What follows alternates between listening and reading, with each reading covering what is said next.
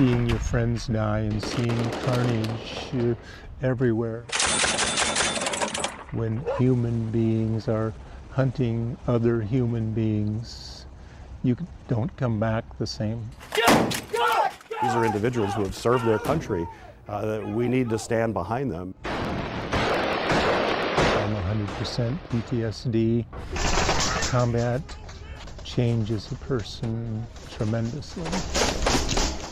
Incredible. For over 40 years, 68-year-old Ron Van Beek tried to forget the Vietnam War, but the images never went away. For a combat veteran, it's the sleepless nights and the dreaming in the night and the nightmares. This one hears me. Van Beek was a sergeant in the 5th Infantry. He remembers the day several men in his group were killed, including his 2 best friends. When all hope was lost, they were saved by a type of aircraft nicknamed Puff the Magic Dragon. That mighty curtain of red fire descended around us a few feet in front of our foxholes and beat back the human wave attack. Van Beek survived and was honorably discharged in 1970. When you came back home, what was it like? It was terrible. Van Beek struggled mentally, but had a successful career. He got married 43 years ago. And raised a family. He knows others haven't been so lucky. How is it now today that we have 22 veterans per day putting a gun to their head and pulling the trigger, putting their own bullet in their head? Many of them are Vietnam veterans. But there's also been a dramatic rise in veterans who fought in Iraq and Afghanistan.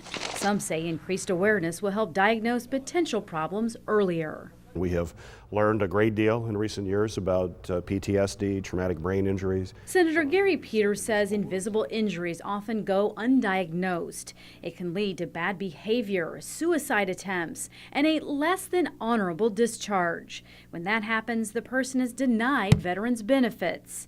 Peters often tells the story of a veteran from West Michigan. Later, he went back to the VA. The VA said, you have PTSD, traumatic brain injury. They began treatment, and then they looked at his record and they said, because you have less than an honorable discharge, we can't treat you any longer. And then his life continued to spin downward. He spent time as a homeless veteran. Simply unacceptable. Last year, Senator Peters introduced legislation called Fairness for Veterans. The legislation gives a review process for that veteran to go back and have that discharge reevaluated. Senator Peters believes some of the cases will lead to a credible diagnosis of PTSD. Not all are going to fall into this category. Is that why there's a review process?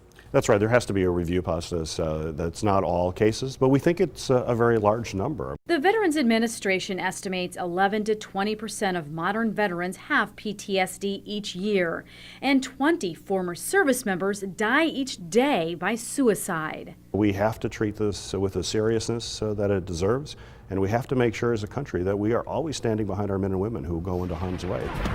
Any place out of Vietnam was a good day. For Ron Van Beek, PTSD and suicide is an issue he speaks about often as a chaplain with the Army. We must turn that culture of death around. But even after counseling others and being at peace with his own service, Ron still has nightmares. I'm on the plane going back to Vietnam, and I'm trying to explain to the officers, I've been there, I did my tour, I don't have to go back. And they say, yes, you do.